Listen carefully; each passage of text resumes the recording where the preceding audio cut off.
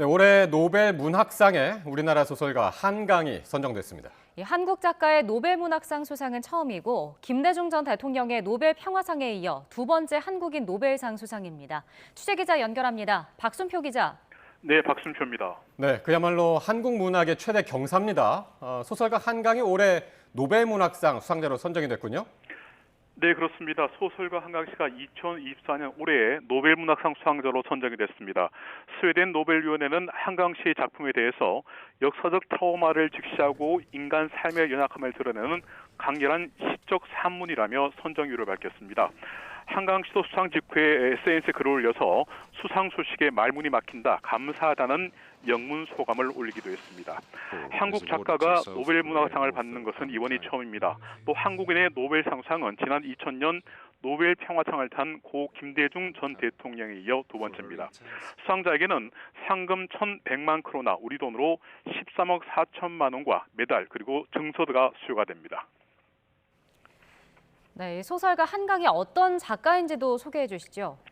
네, 1970년생으로 광주광역시에 태어난 소설가 한강은 연세대학교에서 국어 국문학을 전공했습니다. 1993년에 문학과 사회 겨울호에 서울의 겨울 등 시 4편을 실으면서 시인으로 먼저 등단을 했습니다.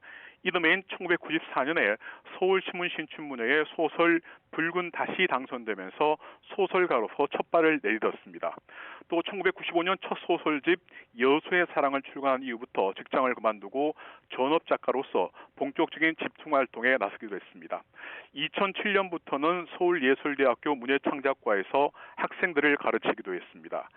소설가 한강을 대중적으로 알린 작품은 2005년 이상문학상을 수상한 소설 몽고반점입니다. 당시 이상문학상 수상위원회는 1970년대생의 젊은 작가로 한강을 수상자로 선정하면서 다른 젊은 작가들과는 달리 진중한 문장에서 깊은 세계인식이 드러난다고 수상 이유를 설명했습니다.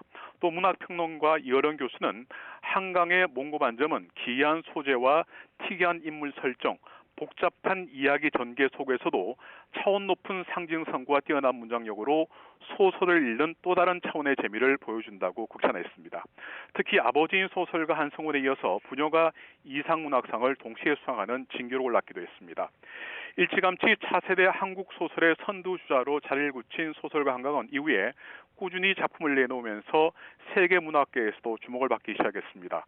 특히 2016년 5월에는 소설 채식주의자로 노벨 문학상과 함께 세계 3대 문학상으로 꼽히는 부커상 국제부문 수상자로 선정이 되면서 국제적 명성을 쌓았습니다. 이어 부커상에 이어 올해 노벨 문학상 수상자로 선정되면서 소설가 한강은 세계 문학계에서 가장 주목받는 작가로 평가받게 됐습니다.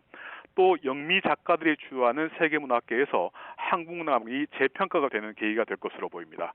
지금까지 문화부에서 YTN 박순표입니다.